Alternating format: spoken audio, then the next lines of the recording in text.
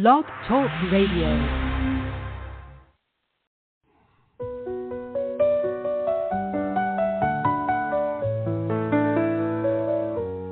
Sing to Yahowah, ancient city call, stones remember all. Hear the shepherd's song, the herald summons, your king returns. What's written on the pages echo through the ages. Shema Yisrael, you must hear Yahowah's words so clear. In this night and in the day, echoes never fade away. David's songs forever sing. Mashiach's gift to you we bring. Lift the shofar to the sky. Yahowah is El Shaddai. Shema Yisrael, hear the sound, a message for you coming down. Daughters of Zion, lift your voice. The time has come to make your choice. Shema Yisrael, you must hear Yahowah's word so clear. In this night and in the day, echoes never fade away.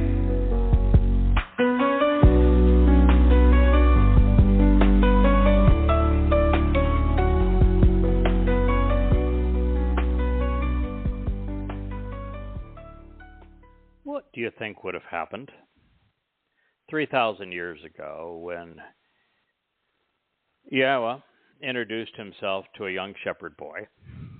His name was Dode. And he says, hello, young man. You are my chosen one. I'm adopting you as my son. I'm going to anoint you as my Messiah. You're going to be one of the most prolific prophets of all time. And in fact, in your life, you're going to live to be king of Israel. And your first act of business is going to be able to, you're going to slay a dragon. Well, not a dragon, but a giant with a stone. Giant. What if Yahweh said some of that to Dode and said, there's more to the story, young man. You're going to be whipped to the point of becoming unrecognizable as a human. And then you're going to face a form of executions so horrific it hasn't been invented yet. It's called crucifixion. And you're going to give up your physical body and die as a Passover lamb. And that's not the worst part. I'm going to send you to hell. In fact, you're going to volunteer to go to hell, and you're going to carry the guilt of every covenant member with you. Do I still have your attention here, young man? You know, Dode would probably be in Alabama by about a third of the way in there. Yeah. Oh, God. Yeah, God didn't tell him the whole story. What if you turn back the clock a little bit? Yahweh was meeting with Moshe, the sharp crag of the mountain is ablaze, and he beckons Moshe, calls him over by name. And, hey, Moshe, come here. I want to talk to you a little bit. I've heard the story of my people in Mitzrayim. Of course, you know, you were there. In fact, attaboy for you. You stood up and tried to protect a man from being beaten to death. I want you to go into Mitzrayim with me, and we're going to free all of them. Yeah, sure we are. You, me, and what army? Moshe just kind of chuckled and he said, "No, you got the wrong guy." But Yahweh was persistent because Moshe was the only candidate in the world that met his qualifications to accomplish this job, and Yahweh never works alone. But what do you think what would happen if Yahweh had said, I've left out a little bit of the story here. Not only are you going into Mitzrayim with me to free my people, on the way out, they're going to turn against you. In fact, you're hardly even going to get out of Dodge before they start making religious idols and worshiping them. Your brother is even going to help orchestrate this. And that's not the worst part. I'm going to come down from this mountain, and I'm going to introduce myself to all the children of Yisrael to show them for certain that I, God, am the one that is speaking to you and teaching you this Torah. And when I do, rather than say, oh, wow, is that exciting? Aren't we fortunate to be in this position? They're going to say, no, go away. We don't want to ever see you again or hear from you again. Wow. And by the way, Moshe, that's not the worst part. They're going to be mutinous. They're going to turn on you. They're going to threaten you. They're going to condemn you. They're going to tell you they want to go back to Mitzrayim and be slaves. And they're not going to do it once. They're going to do it over and over again. And when we finally get to the Promised Land, and I allow a few of you to go in and check it out, you're going to come back and be so embittered and disgruntled and shaken in your boots that, well, you're never going to even get them there. Ready to go? Somewhere along the way, Moshe would have said, yeah, thank you, no. I think you got the wrong guy. Yeah, absolutely. Well, 23 years ago, a God whose name I did not know, no big deal on that at the occasion, because no one on earth had known his name for the past 2,500 years, so that didn't make me an exception, but norm. But I had disassociated from religion at the time and from politics, disgruntled by both. And he introduced himself to me, and he said that I want you to expose and condemn Islam. I certainly understood the timing. This was only 8 days after 9/11. It was a Towrah. It would have been I think a Wednesday afternoon. The 8th day past the morning of the 9/11 suicide bombings by Muslims. And I can see why God would say, I would really want you to expose and condemn Islam for me. And recognizing that no one had lived through that process, I asked the Almighty if he was open to negotiation. He said he was. I did my best negotiating tactics. He agreed to the terms, and I thought, well, that was pretty impressive until I realized that he wrote this contract 3,000 years before he introduced himself to me. So I guess I wasn't really quite as astute as I thought I had been. But nonetheless, I go off and I meet with Al-Qaeda and the Islamic terrorists, and I write a book on that meeting called Tea with Terrorists, and I come back and I become a student of the Quran and Hadith. I'm perhaps the first person in history, 1,400 years, to reorder the Quran chronologically and put it into the context of Muhammad's life so that you could actually know what the Quran is saying. That book was called Prophet of Doom. Well, did 5,000 radio shows to promote it. Wrote it under her name, lots of public speeches, picked up a few thousand death threats along the way. And you would think, well, he asked, I did. That's a life well lived. It's been great knowing you, and look forward to seeing you in the next life.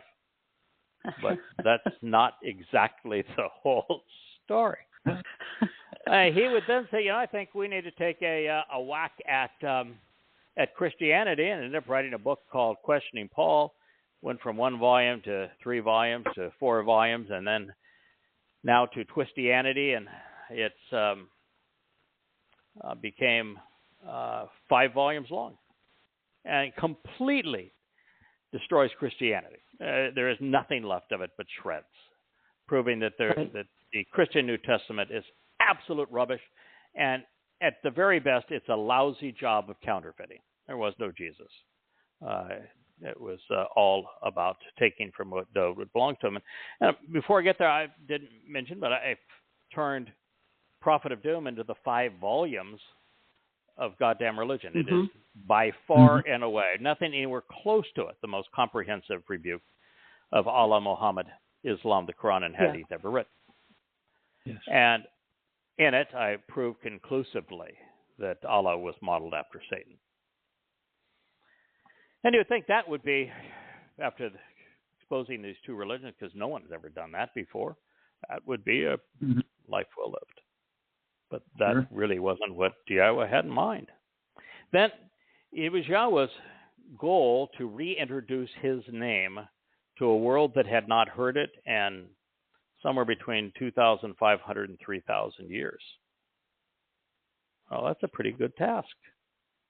And yet, I managed to study, determine conclusively how to pronounce Yahweh's name, and wrote a series of books called Yada Yahowah, to know Yahweh. They're a series of these radio programs, Yada Yahowah Radio, to reintroduce Yahweh's name to a world that had not heard it.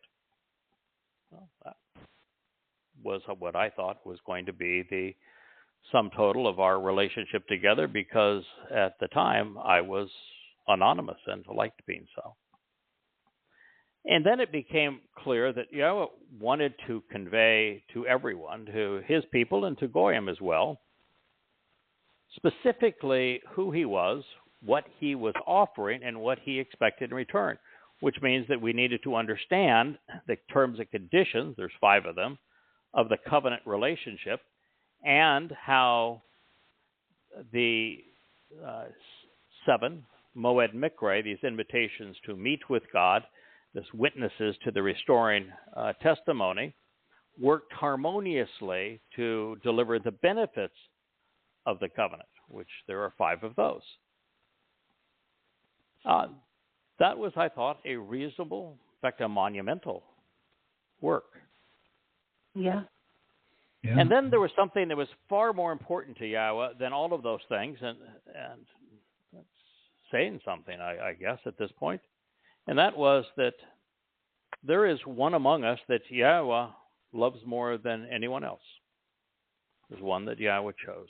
There is one that he anointed Messiah 3 times. There's one that he says, "You are my son, I am your father." And his name is Dod. And we wrote a series of books called Coming Home about Dod's Moed Mizmor, his songs, which we came to say, no, Bar Kokhba and his star that you put on your Israeli flag, no, that's not right. And this other guy that Christians are calling the Christ and the Son of God, no, that's not right either. Dod is the Messiah. He's the Son of God. Well, that was pretty controversial. And putting these things together, that certainly would have been a life well lived. But that wasn't even the beginning of it. Then this preference that I had for anonymity, which I thought would be really helpful under these things, since I was completely denouncing religion. Yahweh said, no, we're not going to be anonymous. And we found references to a Towrah, an entire chapter of Yasha'yah was written on the behalf of introducing the Towrah. It turns out the entire book of Yasha'yah is the textbook on the proper technique for chodoring.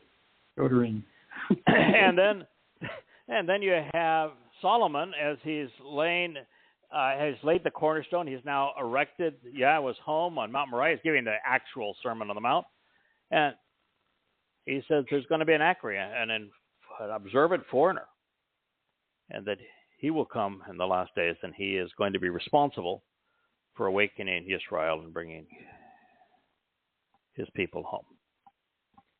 And you find that there are some 20 titles and many hundreds of prophecies, and that this role is among the 2 or 3 most important in the story that God tells his people.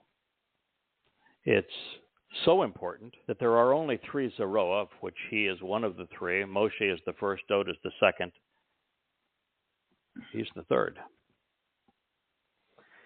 And so you now realize that you have a very important role to play in all of this. And then somewhere along the way, it was in writing the books of Babel, disproving the book of Ezekiel, and again then following through with goddamn religion for exposing and condemning Islam, that I began to realize that the reason that this is so important is that the world has gone for 2,500 years without knowing who Yahweh is, what he is offering, what he expects in return, what his Moed Mikre mean, who fulfilled them, how they were fulfilled, when will they be fulfilled. As a result, unless somebody did much more than I have done up to this point, there would be no one to bring home, to harvest on Shabuah or on Towrah, and even more importantly, there would be no homecoming or family reunion on Yom Kippurim, because no one would know who Yahweh is, when he's returning, or what one needed to do to capitalize on this and be ready for him. Mm-hmm. And then all of a sudden I realized this is the ultimate battle for the redemption, the salvation, the reconciliation of Yisrael and Yehudim. And we either do this job correctly and well, or life is for naught. Planet's destroyed. God never returns. And so that made me the adversary's adversary, because what Satan needs is for him to continue to be the God of Islam, of Christianity, of Judaism, to keep people in the dark about when Yahweh is scheduled to return, of what these harvests represent, of what they need to do to prepare themselves for it, because if there is no one to harvest on Shabuah, on Towrah, which there would not have been, nor anyone there for that homecoming and family reunion on the day of reconciliations, Satan wins. It's his planet. Mm-hmm. All of a sudden, the mission becomes very serious. But that wasn't enough. The single greatest discovery of my life, and probably of any life over the past 2,500 years, was the recognition that Dowd, the Messiah and Son of God, the past and future King of Yisrael, he fulfilled Pesach, Matzah, and Bikurim in his second of three lives. He, this mighty Lion of Judah, became the Passover lamb. And then on Matzah, his soul took our guilt and carried it into Sheol to deposit it there to make us look perfect before God. And then he became the firstborn on Bikurim, firstborn children, to show us the way, so that we could be enriched and empowered by Yahweh. Now, that's the most important discovery in the long history of humankind. Mm-hmm. And so we shared that, and we said, well, we'll update the books for that, and now we have like 35 books on the shelf. We get them corrected for that, and we are good to go. It has been a life well lived. But that was not enough. Mm-hmm. What you're going to hear as we go through this textbook on proper chodering and how to recognize and respond to a choder, Yasha'yah, and we're going to commence in the 17th chapter. And I'm going to summarize the first 5 verses, although I could write a book about almost each of these verses. Sure. And we're going to get to the 6th verse, and we're going to read some things that are life-altering. Beyond most anything you could possibly imagine, that takes this mission that Yahweh has assigned his final Zeroah and takes it to a place. Well, I've shared it with Kirk, I've shared it with the D, I've shared it with my wife and 2 or 3 others. It takes us to a place beyond where any of us could possibly have imagined. So before I begin, Kirk, D, is there anything you want to add, or do we marshaling through Isaiah No. I say let's get to it. Nothing I say Okay. is as important. Yeah. No. They've cheated. They know where we're going this evening. I sent him. True. I sent him what I had translated these last few days. Mm-hmm. While, and I can, just before I start this, I've started the first word, while. If Yahweh had told me 23 years ago, it'll be 32 when it's all over, that this is where this job was going to lead, I would have turned and I would have melted right there. There'd been nothing to even scrape up from the pavement. So this is, for shock value, covenant members and those listening to this program, particularly Israelites, this is as shocking as anything you have probably ever heard. And yet, it has been written in the scroll of Yasha'yah, the entirety of which has been preserved among the Dead Sea Scrolls, and it is written boldly in the Torah. Mm-hmm. This should not have been a secret. And yet, we are the first to realize what we're going to share with you. So while Shabuah, which is a harvest of standing grain, is the last opportunity to leave this planet before it spins out of control in anti-Semitic rage. A great deal is going to occur between May 22nd, 2026, which is when the Shabuah harvest will be manifest, and the first of Abib in 2030. I believe that's on April 4th of that year, when the witnesses will arrive to confront the Torahless one, the corporeal manifestation of Hasatan, the adversary. And they will, in addition to confronting him, be there to encourage Yehudim, Jews, the beloved of Yah, to participate in the final lakat, which is a gleaning, which will take place on Towrah.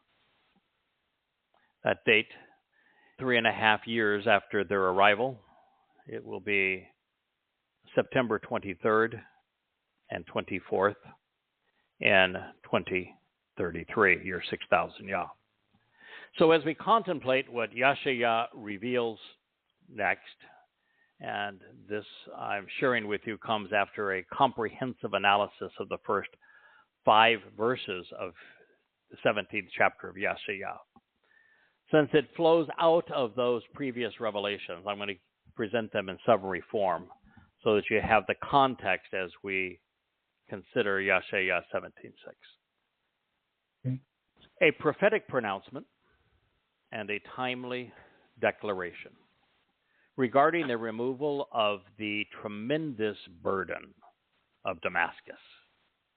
Behold, Damascus is revolting and corrupt, degenerate and unrestrained, and it will be removed from inhabited cities. It will actually become a twisted and tangled heap of collapsed structures, fallen buildings, and rubble.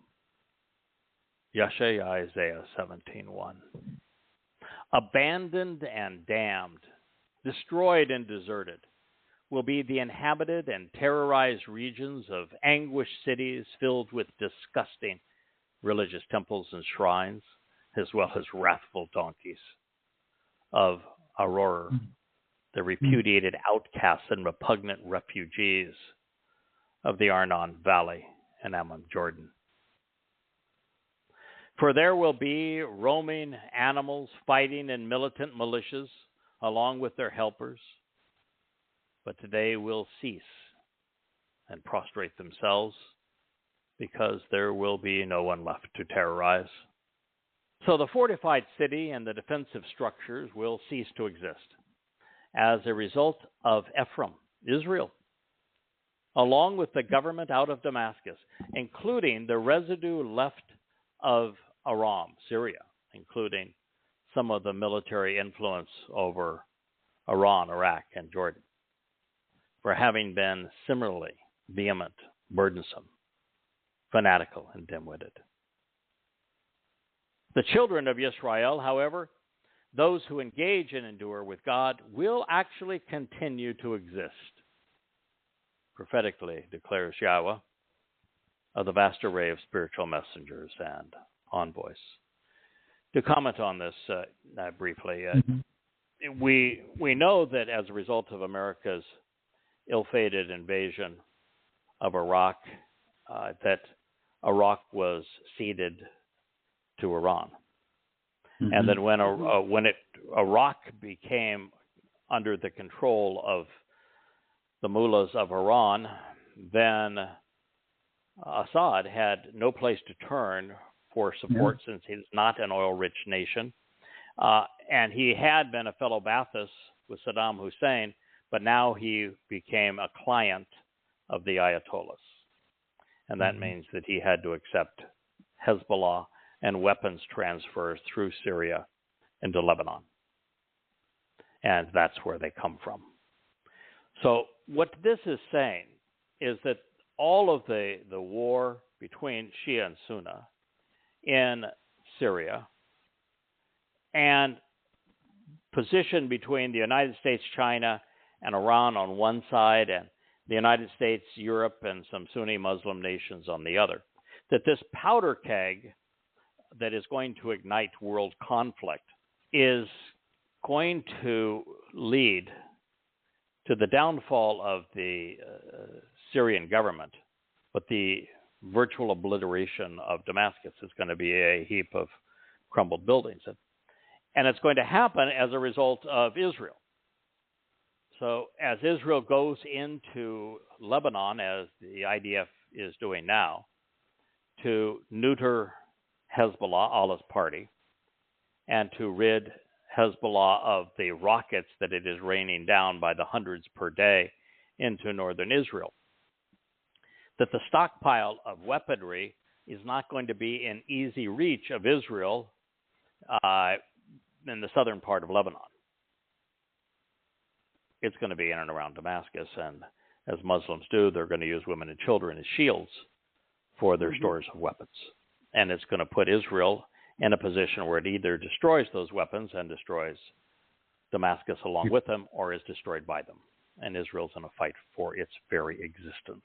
And so this is what we've been told. Now, previous to this, I had gone through all of the scenarios that had to happen for this to come to be. I mean, Yasha'yah wrote 2,700 years ago, this didn't even seem remotely possible until about 10 years ago. And now it's inevitable.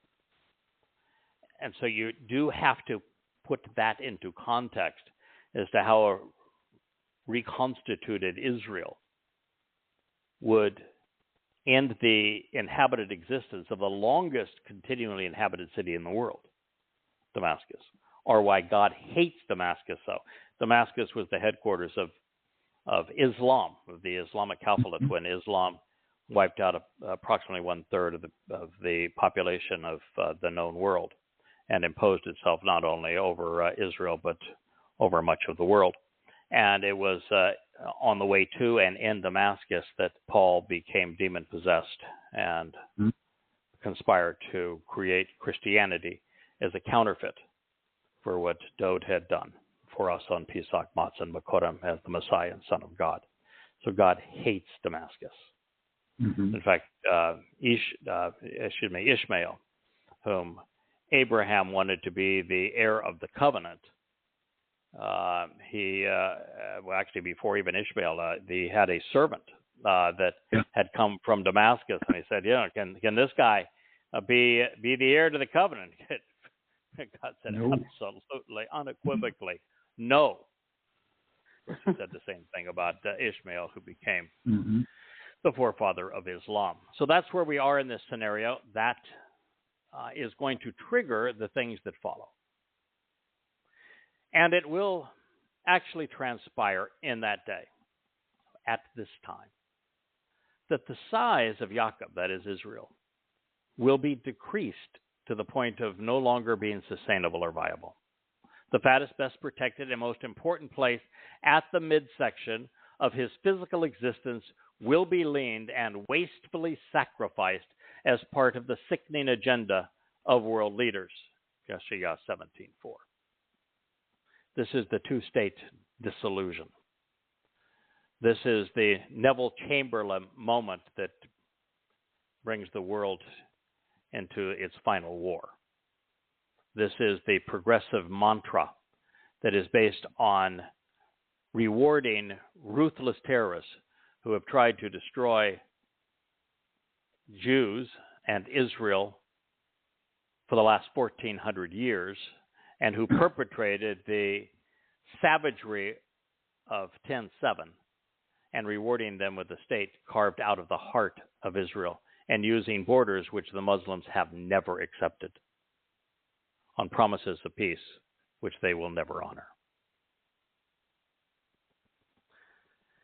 Then there will exist something which can be compared to the collecting and bringing together of an intensely dramatic ingathering, the removal and receiving, ashaf, of a harvest, cutting away and reaping during a short but vexing time, ketzir, of standing grain, of deeply rooted, steadfast, upright, and established.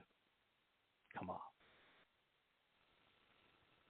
And his Zeroah, the one who is cultivating the seeds for his harvest to be fruitful and productive, will reap the harvest with unfolding implications, cutting the valued crop away from a troubling time of first fruits, forming an overflowing torrent, moving swiftly from one place to another in linear fashion as a result of the stem off this main branch, Shibolim.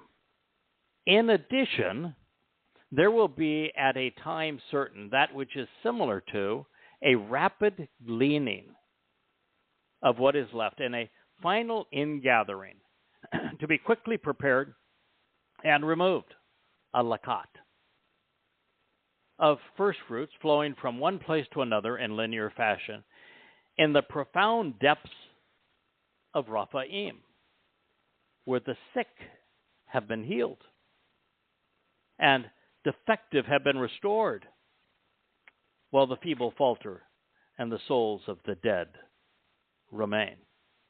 Yasha'yah 17:5.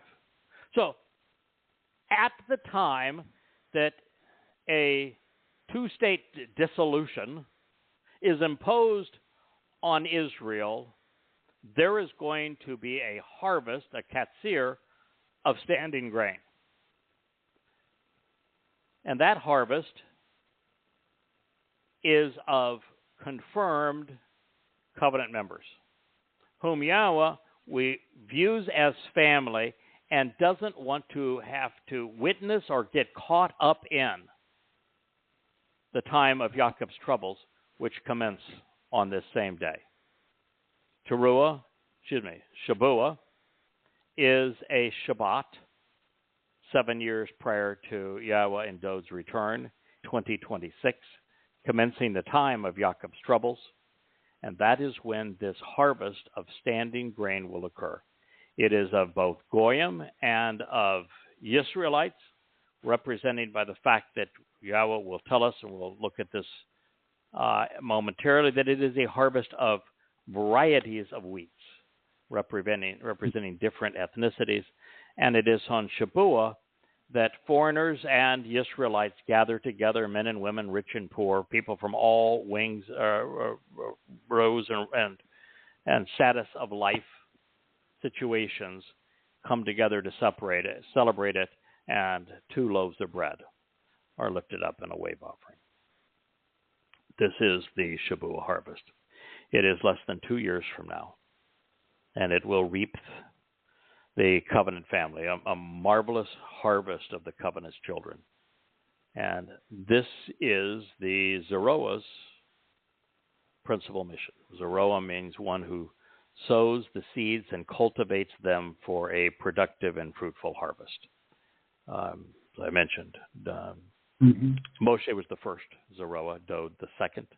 Dod is by far the most important Zerah because it also means sacrificial lamb, and I am the third.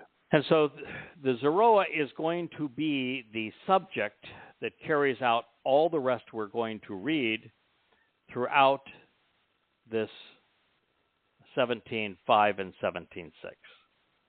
And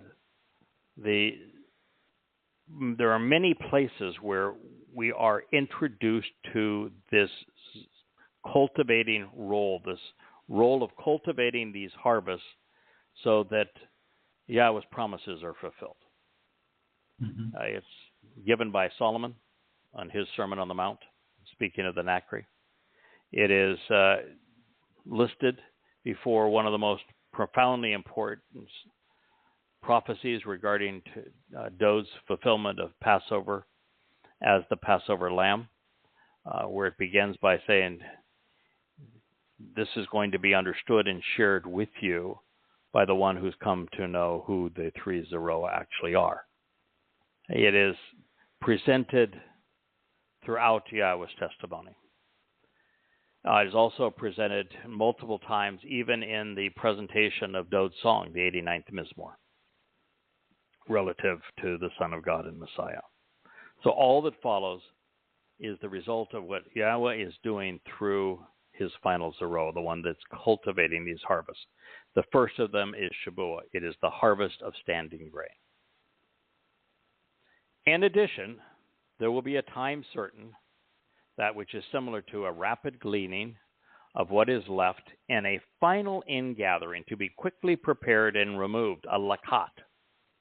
A lakat is a time of very rapid work. There's not to do a lakat. You're going through in this case, it's an olive grove that has been harvested previously. You have very little time to try to glean some of the fruit. You're going to leave some behind. You're going to take some. It is a secondary, tertiary harvest, if you will, and it transpires very, very quickly. So it's a sudden event. And so there's going to be a gleaning of what is left and a final ingathering to be quickly prepared and removed, a lakat of first fruits flowing from one place to another in linear fashion. This shabolim, primary meaning is to be like a river, shimmering river that doesn't weave back and forth, but goes very rapidly from one place to another. So when the prophet Yasha'yah saw the results of these two harvests, he said, it looks like a river of light to me. And he's speaking of the souls that are making this journey from earth, Eretz, to Shamaim.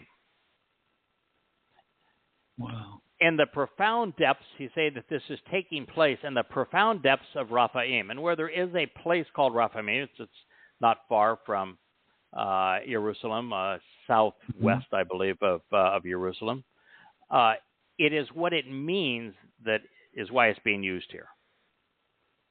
It's where the sick have been healed. It's where the defective have been restored, and also where the feeble falter and the souls of the dead remain. So, two harvests, different times, different nature. One's wheat, the other one is olives. One is a major harvest, the other one is a gleaning. Got it? That's the story in Yasha'yah 17:5, all orchestrated by Yahweh Zerah, the one cultivating the seeds that are sown for his harvest. Now, this brings us to one of the most amazing installments of prophecy pursuant to our time that I have ever read. Yasha'yah's insights are going to take us to a place we could not have imagined. And yet, every word of it has been there for us to read for 27 centuries.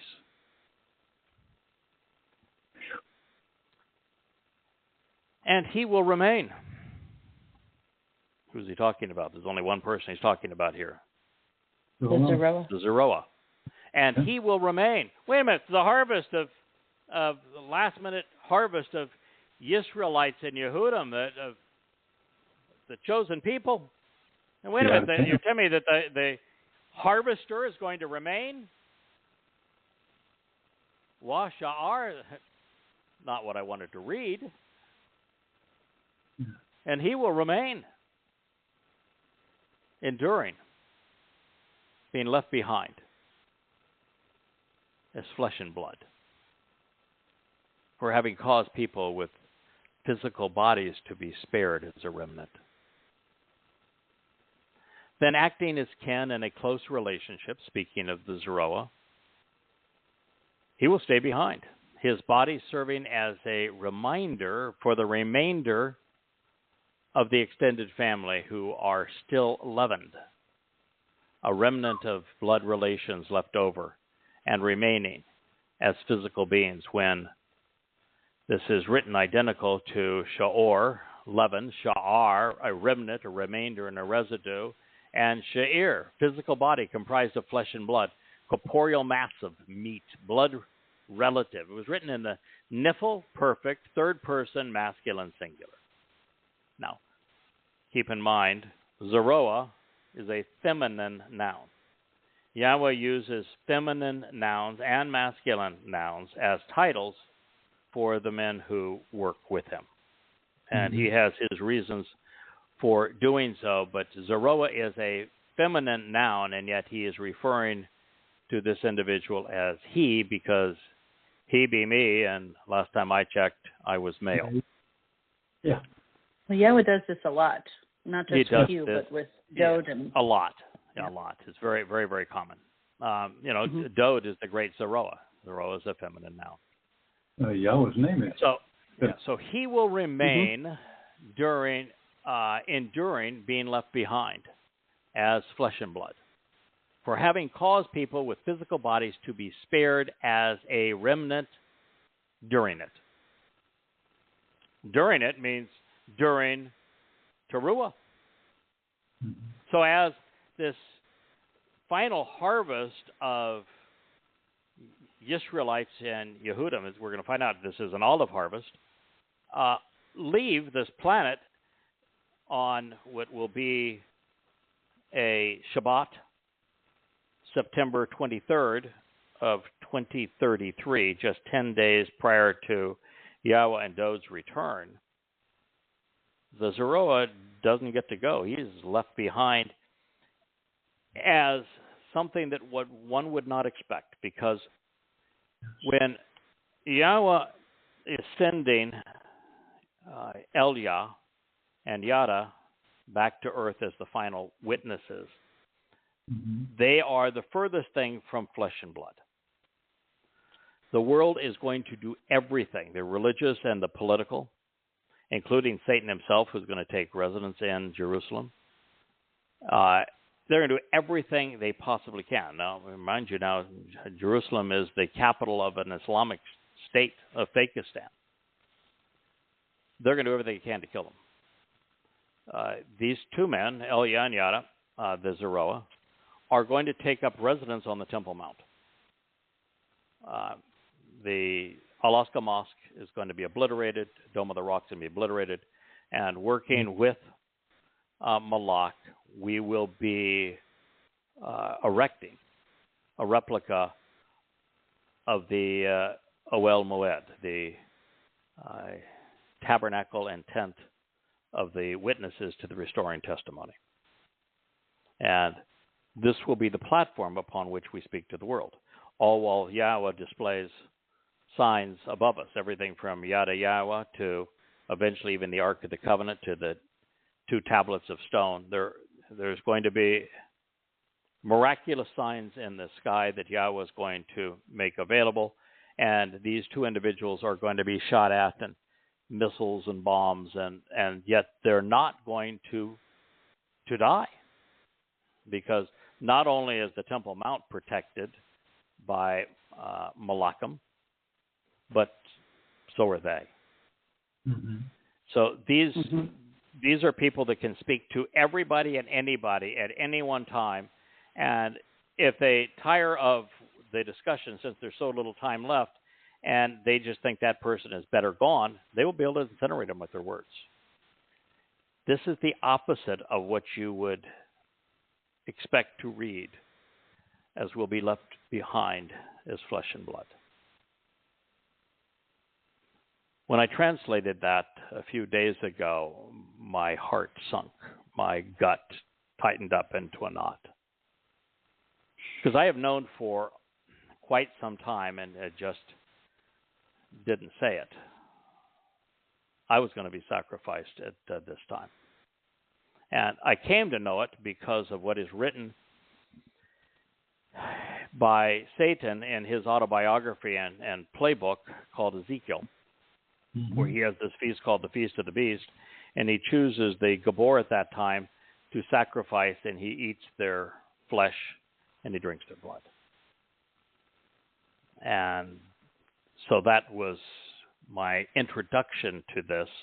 And then I'm reading earlier that Yahweh tells us that the moon will become blood. Mm-hmm. And in this relationship that Dode and I have together, he is the sun, I reflect his life. And so there's a sun-moon relationship, and there's many times where Yahweh compares the role I'm playing as Dode's herald, reflecting Dode's attributes, to the one who's coming back as brilliant as the sun. And so I realized I had another affirmation as bloody moon. And so I read this and said, I think Yasha'yah has just told me my future. Yeah. But we're not done. Thrust aside and left on the stems and branches. Thrust aside. Forcibly away. This is an interesting word. You don't see it very often. It's olia. Olia. It's from alal, which means to deal harshly, to divert, to thrust aside. So thrust aside and left on the stems and branches. What this means is that this tabernacle that has been on Mount Moriah, that has been filled with a number of Yisraelites and Yehudim prior to Towrah, as we've been there speaking now for 42 months, they're all leaving and going to heaven on Towrah. And there's going to be a whole lot of people that want to be among them, or that are going to want to pull people out of them. You know how rabbis are so insistent that they reclaim their own. So it's going to be a very contentious time, and there's a number of people. I'm going to say, wait a minute, you're still 11. You are not prepared to go. You're going to stay. And I'm not saying this now in a mean sort of way, because these individuals are being given a second chance, and I'm giving it to them.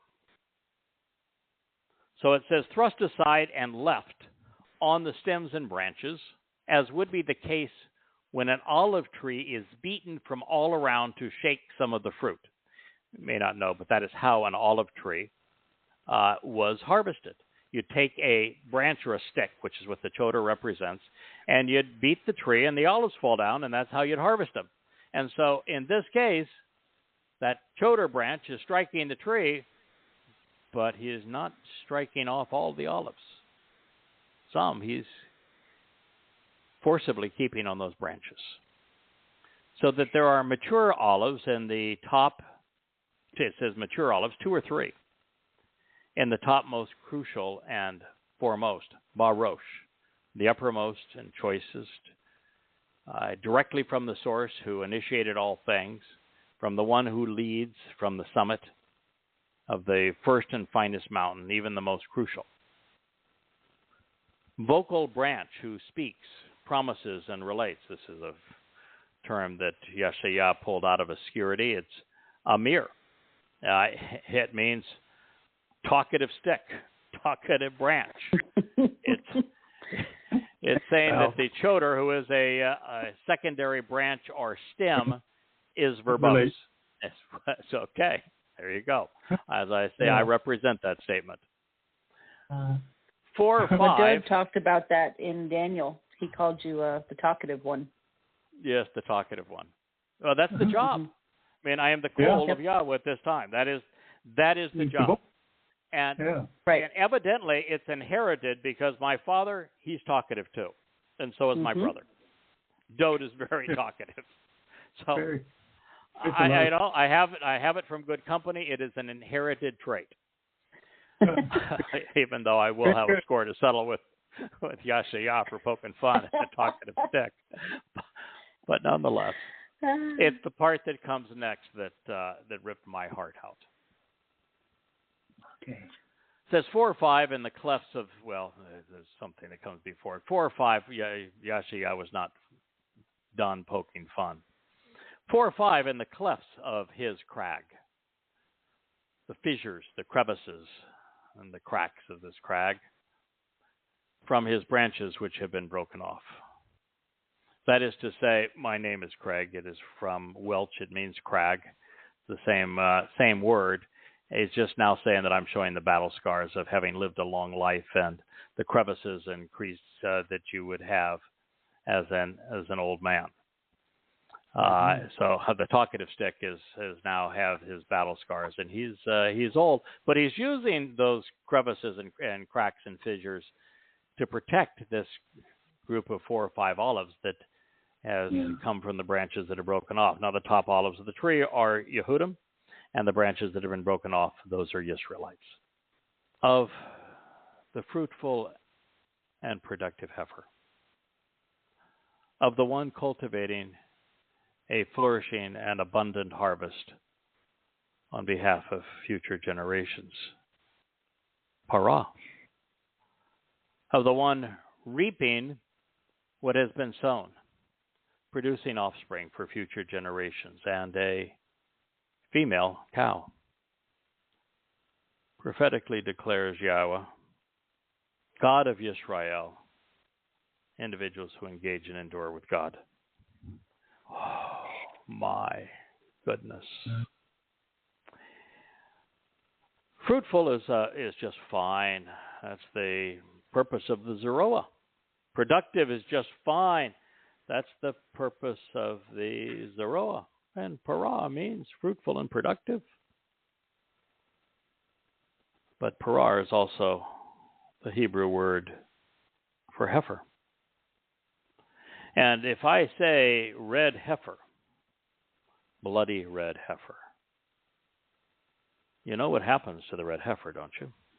Yes, cuss and hang. He's killed brutally. Mm-hmm. He's hammered to death. And then he's incinerated. And then out of his ashes, the remnant of Yisrael is reconciled in advance of God's return so they can enter his presence. Now you read this and you say, oh my. The man who wrote the textbook on proper chodering just said on Teruah, as you escort the last of the harvestable souls from earth to heaven, just 10 days away from your king's return, you're going to be killed.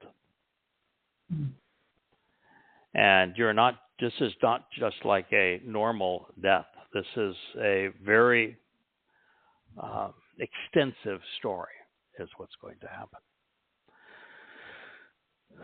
I am fairly certain that you noticed, as we just try to review what we have just read and heard, that Shavuot is a katsir. That's a harvest. It's followed by Teruah, which is a lakat, which is a gleaning 7 years later. But on this day, during Teruah, there is an oliah caused by the choder stem when whacking away at the olive tree. In addition to the olives which are gleaned, there will be 7 olives thrust aside and left on the branches. they will not be part of the Lakot. And since this was prefaced by Sha'ar, we know that they will remain in physical bodies while the Zikarown will be reduced to flesh and blood during Towrah. Also interesting, as a play on words, Yasha'yah is affirming the obvious. The Choder is a mirror. He's verbose.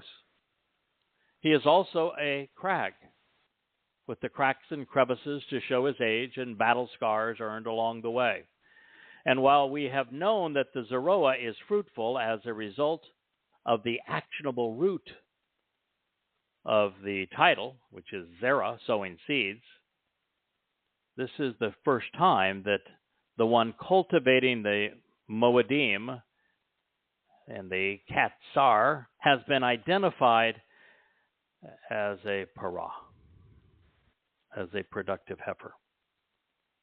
And of that, there are some extraordinary implications.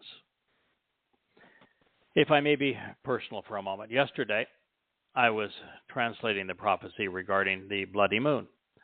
I realized that I was going to be sacrificed by my adversary, the adversary, Satan, during the final month of the 42 months as a witness and as the Zikarown calling Yisrael out of the world to Yahweh for the Teruah gleaning and Kippurim homecoming and reunion. And I had thought up to the point of being sacrificed that this was really an important job. We need to awaken the world so that there is a bountiful harvest of covenant members on Shabuah and then 7 years later on Teruah, and so that there is a remnant of Yisrael and Yehudim that are awaiting Yahweh's return with Dod, that know the role Dod played in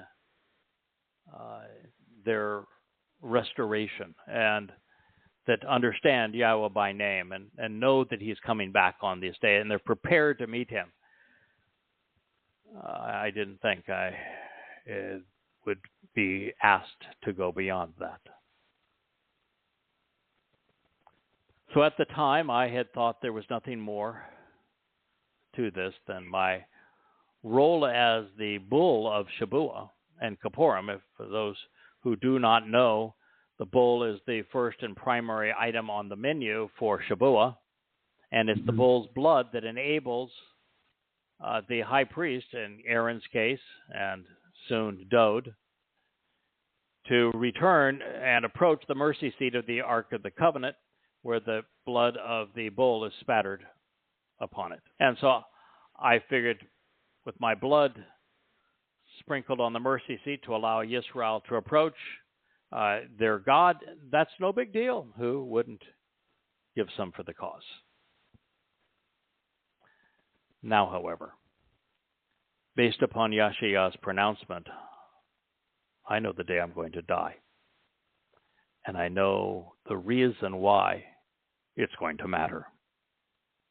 But before I decode what is currently the most discussed and least understood of the Torah prophecies, that of the red heifer, I want to explain what is happening in Yasha'yah 17, 4 through 6. So if we pull back to see the bigger picture into which this prophecy will play out, we find that the consensus of world leaders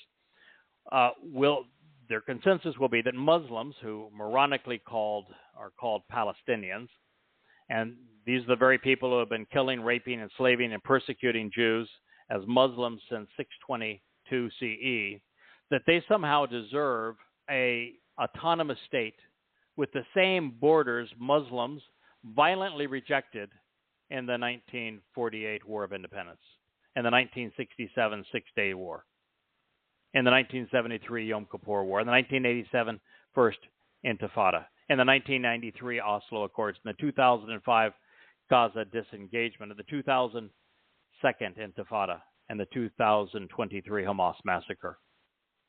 Despite the grotesque and appalling immorality of rewarding mass murdering terrorists with a state carved out of the heartland of the people who they have sought to annihilate, Yahweh affirmed 2,700 years ago that the insane would occur, with many progressive Jews promoting their own demise.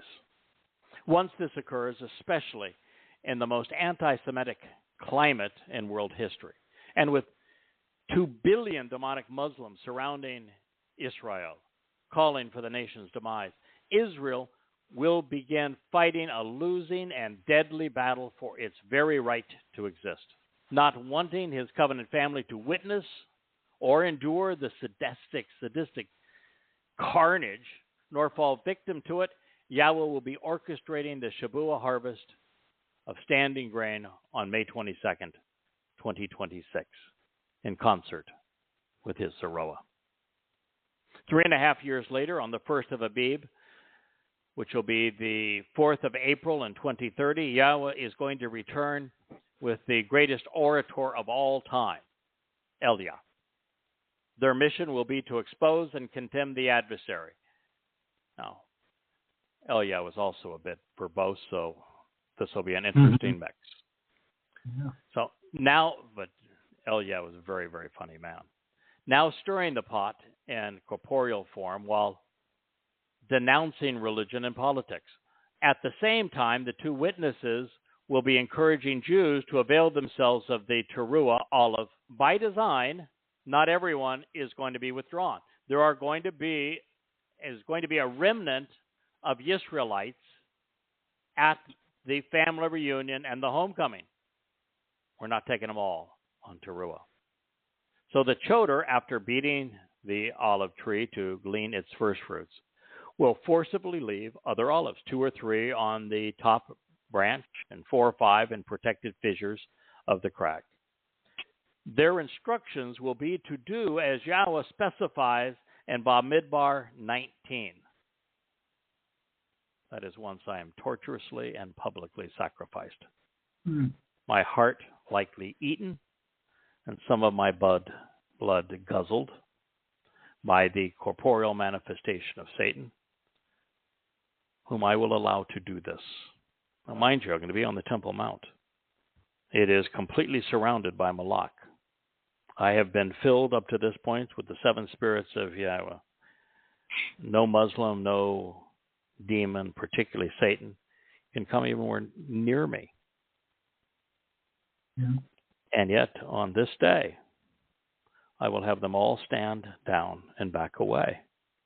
And just as Yah said, I'm going to meet with Ahab on this day, I will meet with the adversary that I have fought bitterly over what now will be 32 years. And I'm going to allow he and his minions, which will be Muslims, to murder me. My body will be openly displayed as a trophy, which I suspect will be on the Temple Mount. I say this not only because of the prophecy, but also because prior to this time, I will have cleansed Moriah of the nastiness of the dome and the mosque. And this is actually good news, as it conveys the fate I will have chosen for reasons that we will all appreciate momentarily. Therefore, in this treatise on proper chodering written by Yah, and now as we come to recognize and respond really to this role that Yahweh has established for the Zikarown, we find what is perhaps the most challenging declaration of all to process. It says that I'm going to allow Satan to slaughter me, so that when the surviving remnant responds as instructed, Yisrael will live, properly prepared to witness and celebrate Kippurim. They have to be prepared to enter God's presence. Yeah. And all that were prepared to enter God's presence were just harvested the evening before. Yeah. So now as we consider this prophecy of the red heifer, know that the first time a red heifer was recognized in Israel was on a Friday, April 5th, 2002. It was during Bikurim, firstborn children in that year, which was either shortly after or right during my first and only visit to Israel. I was there. Also, just as the Zikarown is a feminine noun and it's used to describe three men, in this role, the bullish nature of the final Zikarown is being depicted as a fruitful and productive heifer. I'm going to play a song first that my wife wrote the evening that she came to my office, and I was beginning to share this and said, in fact, she didn't even give me the chance to get to the end of the verse and said, "So you're the heifer." This is the song.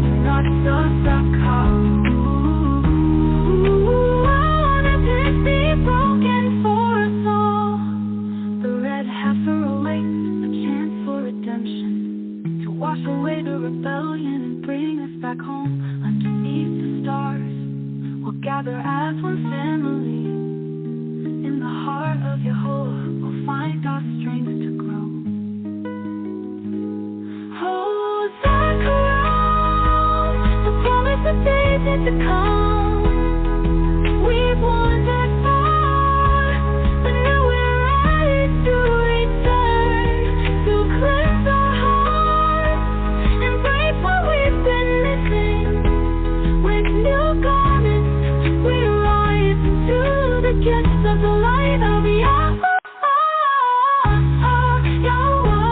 So let us remember, let's not forget the strength in unity and love. There's a promise to reclaim. Zikarown of Yahowah, track to ignite. Together we'll rise into the everlasting light.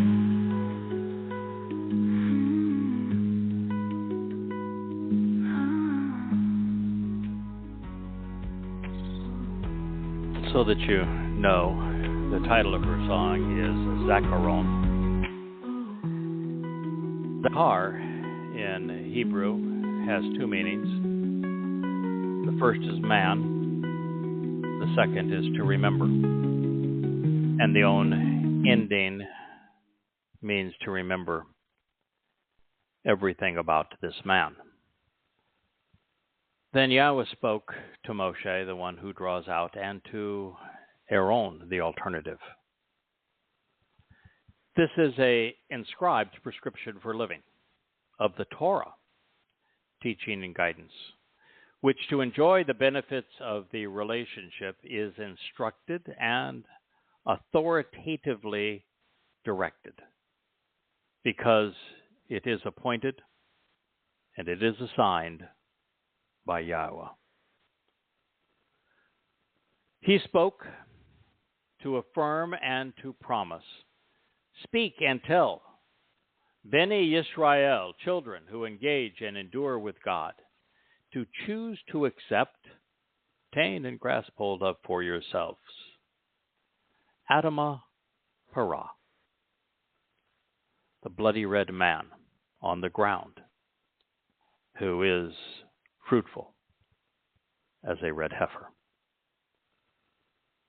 Moral, innocent, and perfected, entirely right and truthful, who in showing the proper way, there is not any shame or guilt.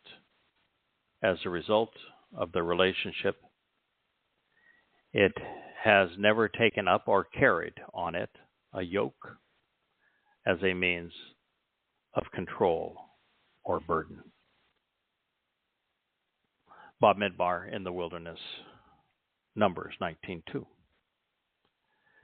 Now this is being conveyed to Moshe and Aaron because it is both part of Yahweh's written instructions to Yisrael and specifically for someone serving in the role of Aaron in the anointing, the approach to the covenant home and to the mercy seat.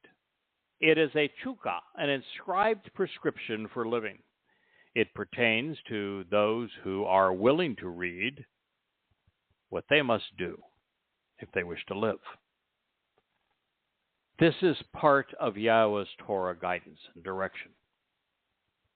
And those who act upon it will asher, enjoy the benefits of the relationship. Specifically, Yahweh has not only appointed and assigned this responsibility to someone of his choosing, he is offering authoritative directions on how to benefit from what he intends to accomplish.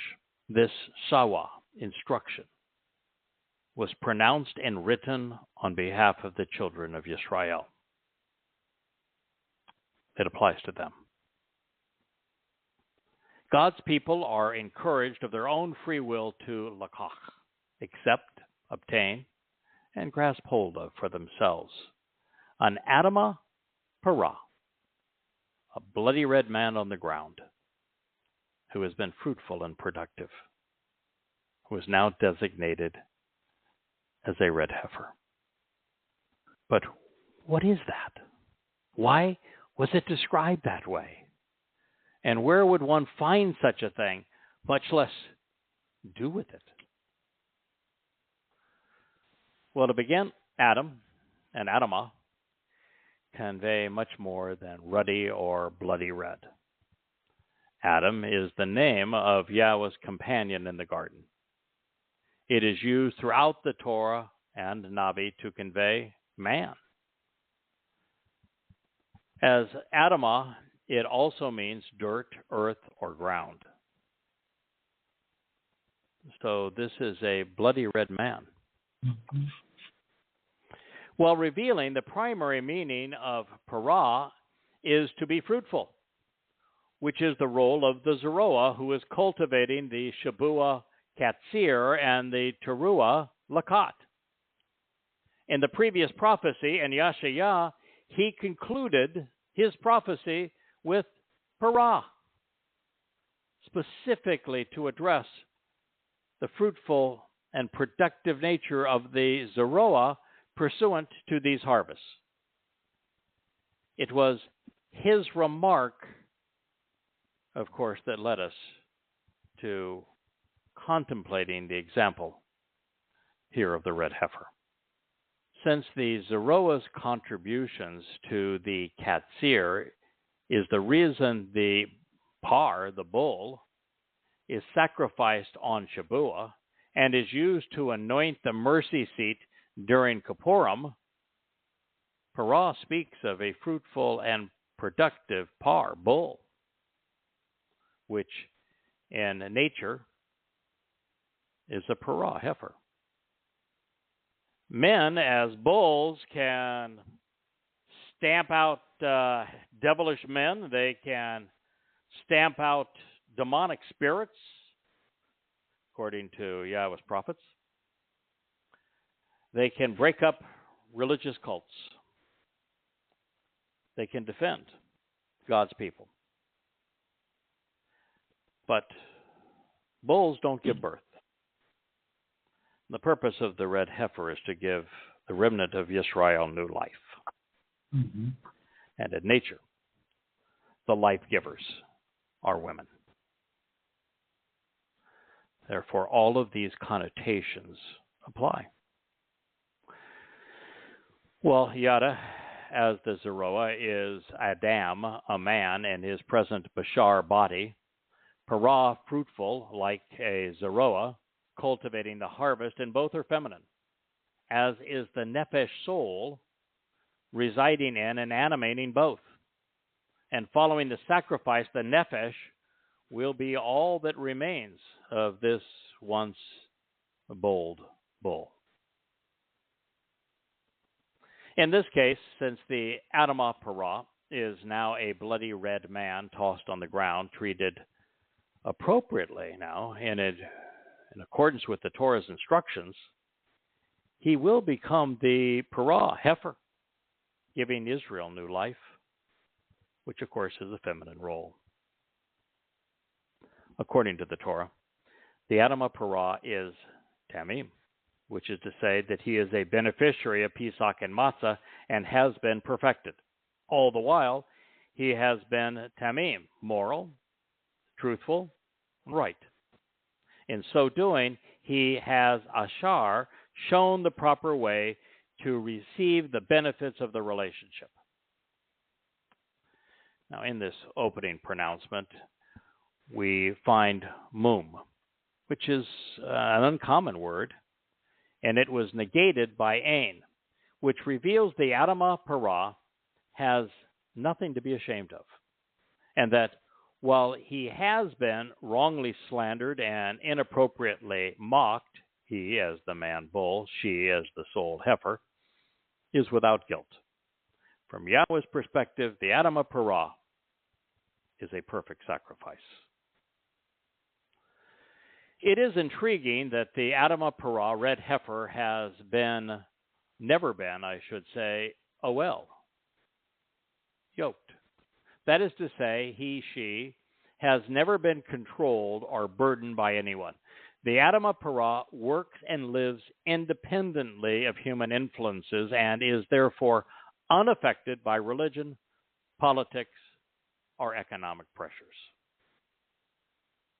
That is describing my current existence. It is why when I asked Yahweh if I could forego writing the 5 volumes of Goddamn Religion by translating the Quran again and setting it in the context of Muhammad's disgusting life, because it's like a trip through hell, Yahweh said, I have taken care of you. Now take care of my people. Now beyond this, Ol shares the same root of alal, which is the actionable root of oliah, which was the most revealing term in the Yasha'yah 17:6 prophecy regarding those who were deliberately and forcibly thrust aside and left behind by the Zikarown. And that occurred during Towrah. This is Yahweh's way of foreshadowing, with the prophecy hinting at its fulfillment. As we consider what is revealed next, there are two options, one far more likely than the other. In fact, I am now certain. But either one is possible, and it could be that one of the Yehudim that the Zikarown has deliberately left on the uppermost branch will act in the role of priest while supported by God. Or El-Azar is my fellow witness, the prophet Elia. Now, I'm expecting the latter, and then we know that, because if that's true, we'll know that all of this will be accomplished correctly, because he is a prophet, and he does not make mistakes. But as we progress through here, we're going to find God verify exactly who El-Azar actually is. Numbers 19:3 reads, "And you should give that which is associated with it to El-Azar, the one supported by God, the one acting in the role of priest and royal advisor. He will bring what is associated with it out, withdrawing and removing it as in an exodus, Yahowah of God, from out of the public place of the militant fighters laid siege. They will have slaughtered it, bludgeoning it without resistance, Shakat. They will have beaten and killed him at the time, literally hammering him to death for having offered his life." It's written in the Call Perfect third person masculine plural from the Dead Sea Scrolls 4Q27 numbers. All in association with this, before his presence and in front of him. By using Nathan, the Adamah Parah is a gift. It's offered to the surviving remnant of Israel. Therefore, he, like Moshe, would precipitate an exodus, a Yahowah, removing the children of Israel from the horrendous situation in which they find themselves. Well, we are not told if a man named El-Azar will be among the remnant that the Zikarown leaves behind, if he is the mighty Elia, although God certainly hints at it, or if this name means that those tasked with this responsibility will have God's unconditional support. All of these are possible, with one more likely than the other. What is certain is this individual will be a descendant of Jacob, and he's going to be keenly aware of the roles of Moshe and Aaron, and he will be performing each of their roles relative to the instructions which follow. The verb Yahowah should be eminently familiar to Jews, because it is the one that Yahweh chose to designate the exodus from Mitzrayim, the crucibles of religious and political oppression. And that is to say, the Adamah Parah will be initiating the final exodus, withdrawing the remnant of Yisrael from Babel, the intermixing and confusing commingling of religion and politics, born and bred by the Lord, Satan himself, in Babylon. At this point, the Adam, bloody red, Shachat, bludgeoned body of the Zikarown, which was Shakat, slaughtered in the presence of Satan, will have been tossed on the Adamah ground in public view as a warning and as a trophy. It will be surrounded by the sadistic militants who beat him to death while praising their wannabe god, Allahu Akbar.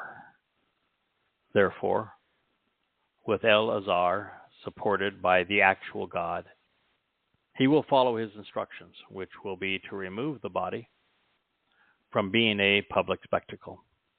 And since Yada will have raised the Dome of the Rock and Alaska Mosque, the remnant of Yisrael Oliyah left behind will be retrieving it from these monstrosities that were built to appease Satan and that once scarred the Temple Mount. The Zikarown's sacrificial death at the hands of those serving the beast will not be quick. It won't be painless. He will be shakat, beaten to death, with something akin to hammers. And this way, his experience will be somewhat similar to what Dowd endured when whipped and crucified by Romans as an excruciating public. After all, the purpose of the herald, this final Zikarown, is to reflect the life of the Messiah and Son of God, his King, Dowd. I shared this with you before, but it bears repeating. In Ezekiel, which is Satan's autobiography and playbook, he brags that he will take the life of this Gabor, this competent and courageous man of God. He then boasts that he will eat his flesh and drink his blood during what I have dubbed the Feast of the Beast. I've known this for some time, and I've known that I would be on the menu. And this means that prior to being downgraded to a lowly serpent, Satan, once as a cherub, would have been able to see his future, which he then shared with Ezekiel in Babylon. Satan has witnessed this, and he had it written in the book of Ezekiel. This known, the ghoulish display of cannibalism and drinking blood, like a good practicing Catholic, by the corporeal manifestation of Halal bin Shakar, will be mostly symbolic. One swig, a quick chomp, neither to his liking.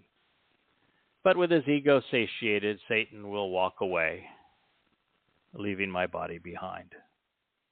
And this, with Yahweh's assistance, will make the Adamah Parah retrievable. Now, the parallel to this is introduced in the preparations for the initial feast in connection with the covenant. That was a presentation that I never understood until really this week.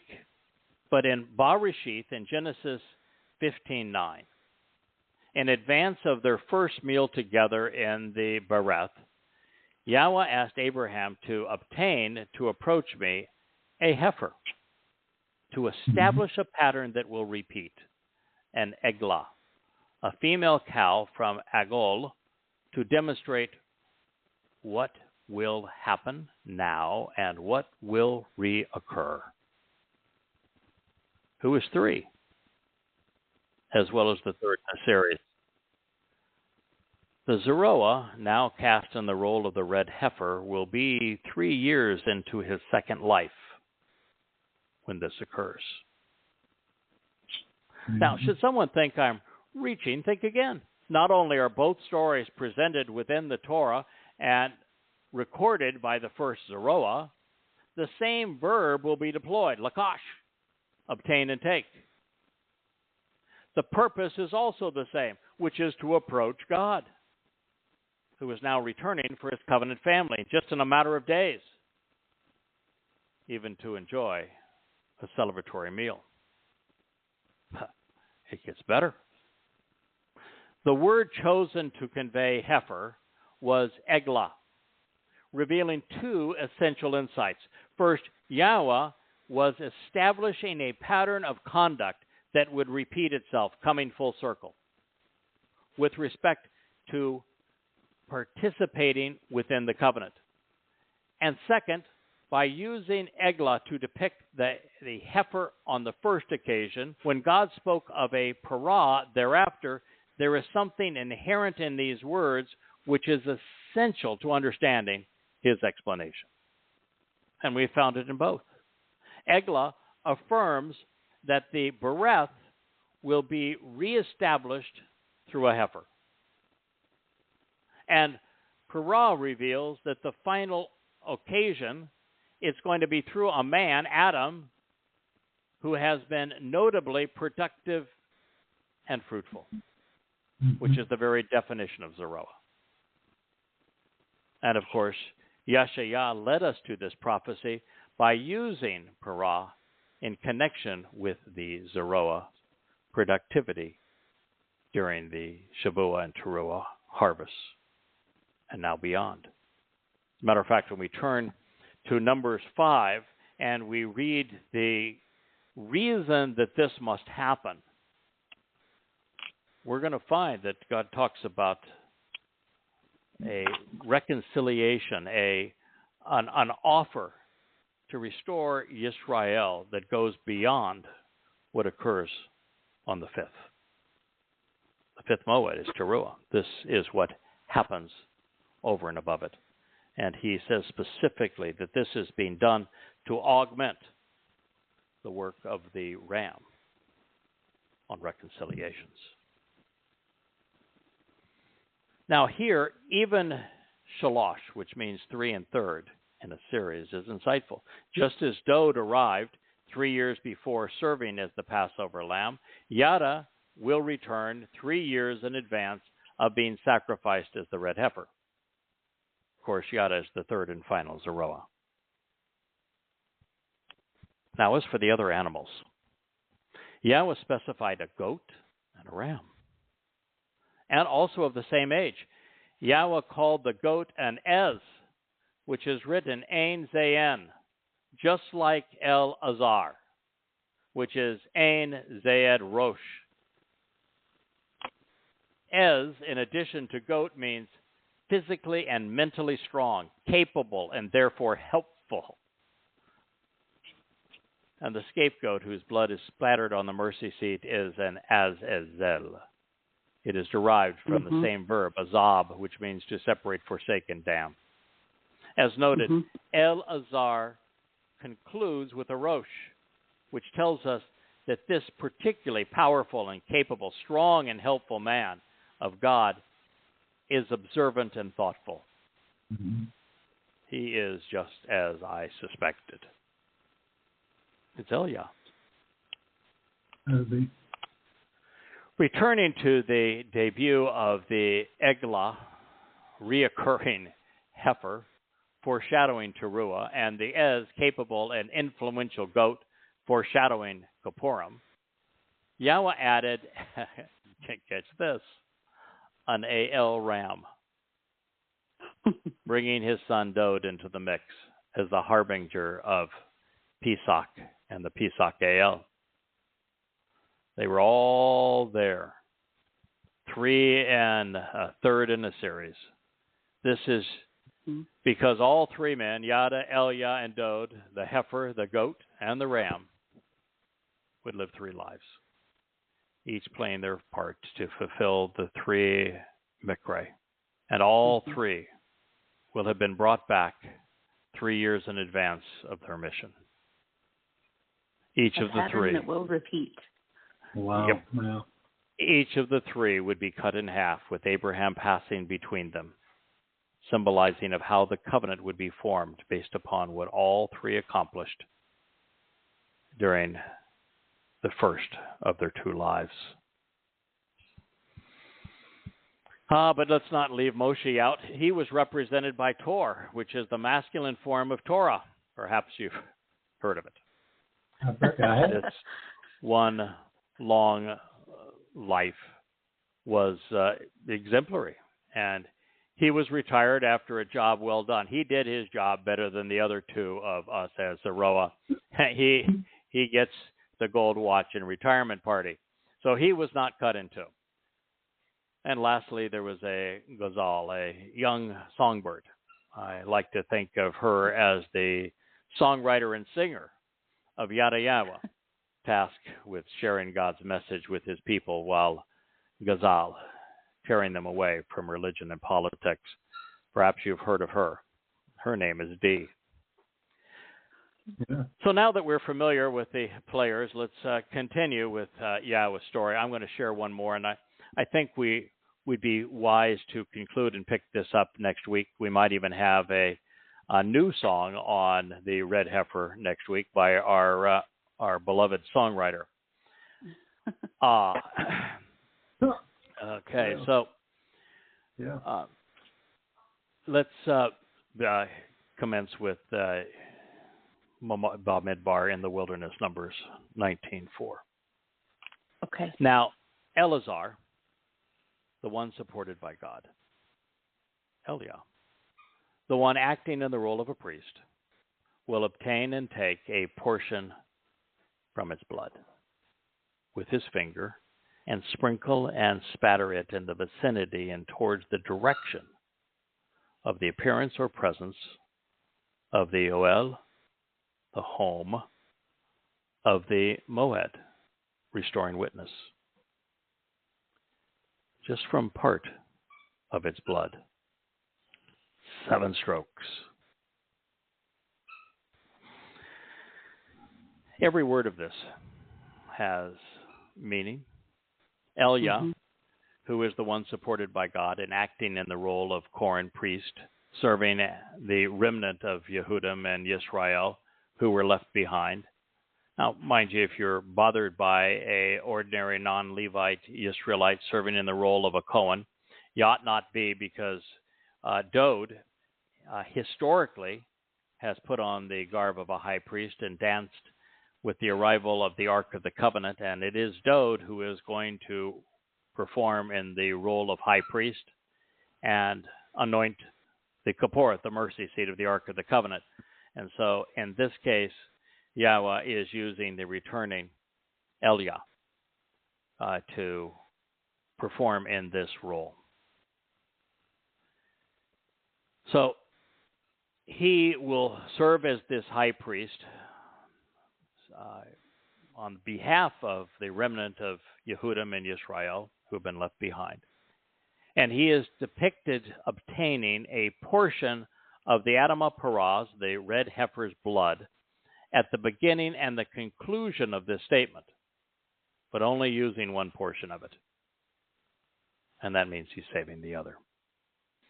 The procedure he will follow will be to do as Aaron had done, and Dode will do, dipping a finger into the blood and then spattering 7 drops on it toward the object of Yahowah's choosing. After all, it's the blood of the par bull which makes it possible for the priest to approach the Kapporeth mercy seat of the Ark of the Covenant on Yom Kippurim, such that the blood of a goat can be added for the benefit of the people. Eliah will be adding his to mine. On this occasion, now less than 10 days before Dode's arrival to do this very thing, the one assisting God will sprinkle a portion of blood he has collected from the Adamah Parah, this fruitful man as the red heifer, El Nokach, in the vicinity of Paneh, the presence of the Oel Moed, home of the restoring witness. Now, there are 2 separate ways to interpret this, and the distinction between them is actually quite small. Eliah and Yada will have been working on site in Jerusalem for the past 42 months. The expectation is that they won't be staying at the King David Hotel, but will instead have lived in tents pitched on the Temple Mount, which have been erected and protected by Malachim. The one occupied by the Adamah Parah would serve as the home of the restoring witness. Should this tent have been sufficiently large, it might also have been shared with the recently gleaned members of the covenant family prior to their departure on the Shabat evening of Towrah. Mm. Now, an equally viable option in the same location would be that Yada and Elia, with the help of Yahweh's Malachim, have erected a replica of the Oel Moed, representing the original tabernacle of the radiant tent, to the witness of the restoring meetings, doing so in the proper location. After all, since Satan will want to build his own ostentatious temple to himself on the site, and since Yada is allergic to all things Islamic, the Temple Mount would have been cleared for the occasion. Also, it's the best platform in the world for these two men to witness to Yahweh's testimony. Yeah. Mm-hmm. Now, so as a related possibility, since Yahweh will be orchestrating the display of signs in support of his witnesses, including displaying the Yada Yah series of books, all above the Temple Mount, one of the most spectacular displays would be for him to project a hologram of light, reestablishing the outline of his future home. Wow. That's good. That's cool. Yeah. 7 strokes is initially symbolic of the realizations that the Towrah has been imbued with the 7 spirits of Yahweh, and that there are 7 Moedim leading mankind to God's home. With the 5th Moed now fulfilled and the 6th looming, this is a marvelous way to encourage the remnant to stay the course. I find it interesting as well that the spattering is coming by way of Sheba Pa'am, 7 strokes, because it suggests that we have moved well past Moshe being asked to speak to the rocky crag, and now to striking it. I think I want to go one further, just because it's hard to walk away from this material. Yeah. Yeah. What follows is really exceptionally unique. There is nothing exactly like this said anywhere else in all of the Torah and Nabi, at least up to this point. Although there is another spectacular example of burning a bull, and it was done in a similar context, showing Yahweh's supremacy over the religious and political elite. And that time it was orchestrated by none other than the man who will be arranging the following spectacle, Elia. Yeah. Probably my favorite story in the whole of the Torah and prophets is what Elia did as the dress rehearsal for what he will do on this day. Yes. Then that which is associated with Ha-Parah, the fruitful cow, he is to be consumed by fire. It's going to be burned in his presence and sight, with its body and skin exposed to arouse, awaken, and alert, along with the bashar, corporeal flesh of the herald. In addition to its blood, over its viscera, fecal matter, and the contents of its stomach and intestines, burned as if incinerating a venomous serpent. Just as the mutilated remains, that, by the way, was Numbers 19:5. Mm-hmm. Just as the mutilated remains of Dod's body, as the Passover lamb, were incinerated 2,000 years prior to this event, the bludgeoned body of the red heifer will be engulfed in flames.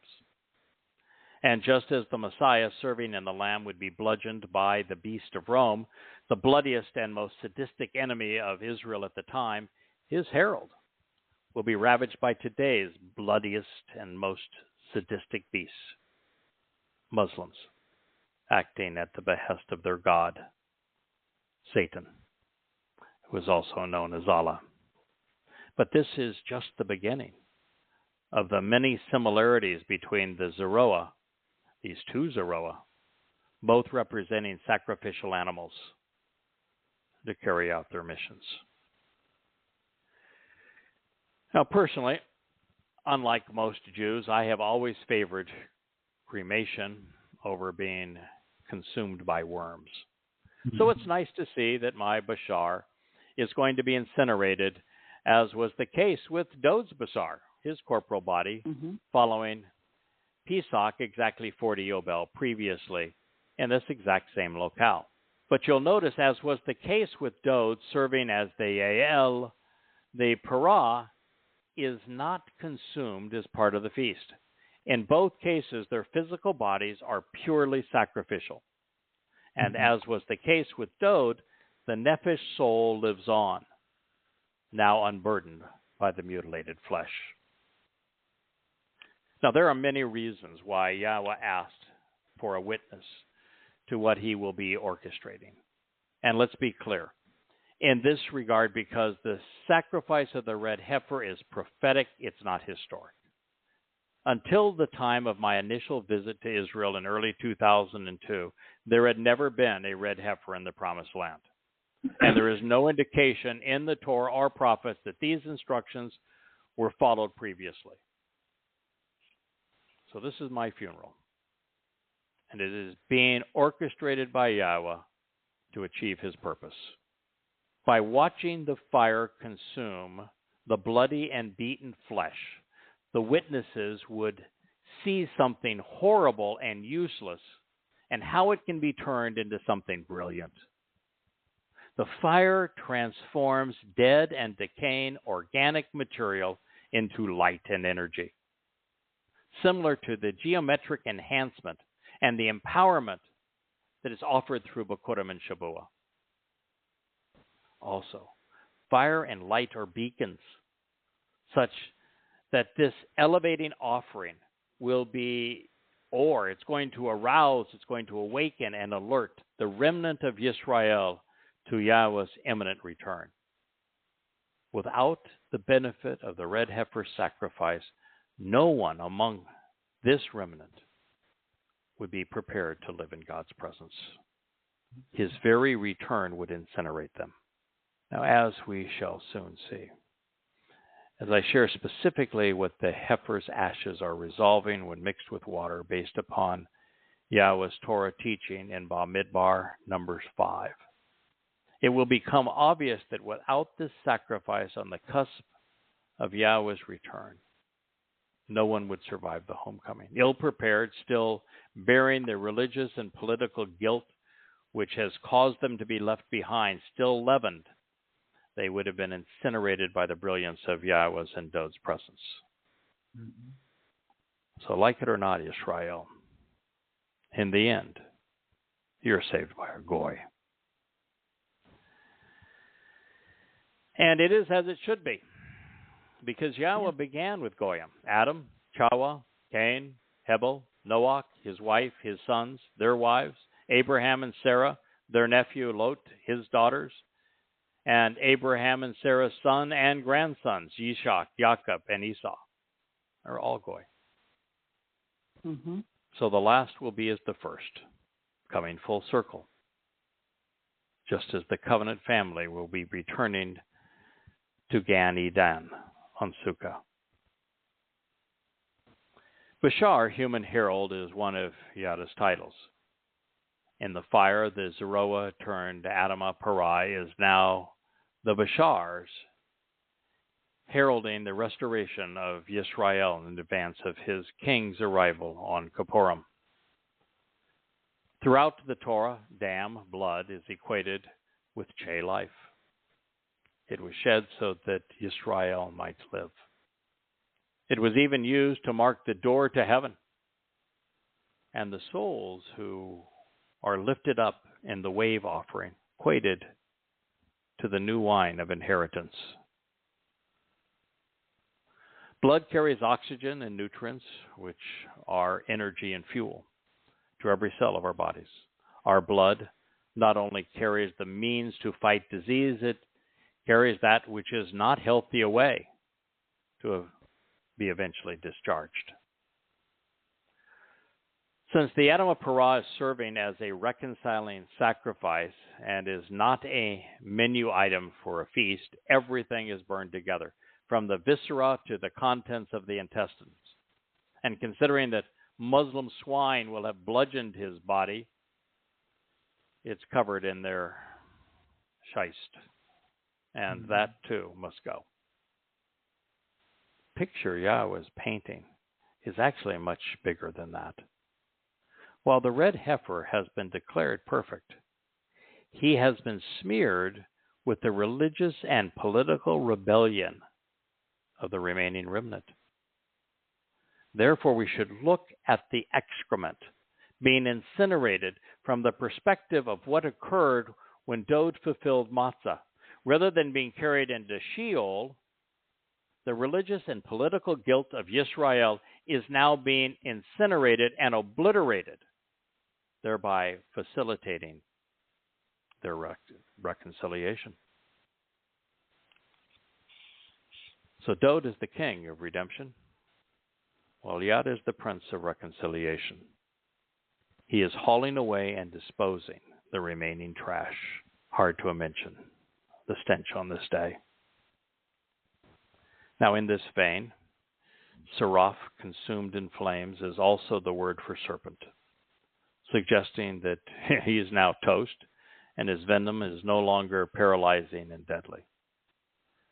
This, too, is important because the bull's business, according to Malachi, is to stamp out serpents. Satan is the lord of snakes. He's the god of religion. And this adversary is Yada's adversary. I'm going to force myself to stop here because this next statement is just bone-chilling. The way that Yahweh painted this picture so that you would see the sacrifice that Dod made and the one that is being made by the red heifer in parallel. They serve a very similar purpose, just at a different time. And one ushers in the arrival of the other. And the words that Yah chose for it just grab us by the heart. Yes. And you read it and you say, how is it that this could have been written 3,500 years ago? Yeah. And we're the first to explain its meaning. Well, I promise that we will not go further. I appreciate you listening to us this evening again. This is not what we expected. I can assure you that if anybody had 1 ounce of jealousy and thought that maybe they should be the person who sits in my chair 13 hours a day. Whenever rethink that. Yeah, 7 days a week, and has done so for 23 years. They may want to think otherwise because of what the red heifer tells us is going to happen. Well, we appreciate you for 23 years, and Mikey said being. Yeah, I can tell you that for one moment yesterday, after I had done these translations, and I was just kind of sitting out, taking in the view, thinking about what we had seen, I said, so, yeah, well, this sort of changes things, doesn't it? I mean, it's one thing for you to enable me and for me to show the devotion to reintroduce the world to your name and to explain what you're offering, what to expect in return, to reestablish your son's authority and credibility, and to let the world know what Dod has done for them. It's been a great thrill and honor to cultivate these harvests, but now you're asking for a sacrifice of the ultimate magnitude. Yeah. And I then just laughed and I said, all right, well, Yahweh has a way of dealing with such things. Dod, the roaring lion of Judah, was reduced to a lamb on the most courageous and compassionate day of his life. And this bull who has so boldly and in degree bravely stamped out the credibility of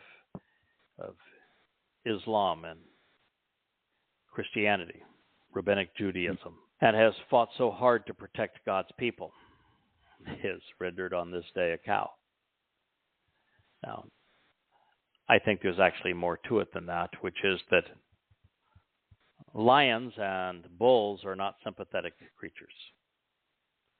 You expect them to do the goring and to do the gnawing, and we don't expect them to be the victims. And when they finally are, there's no tear shed.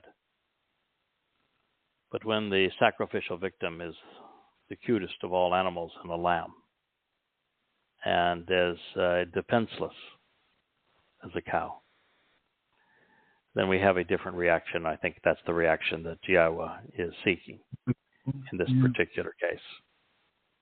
Yeah.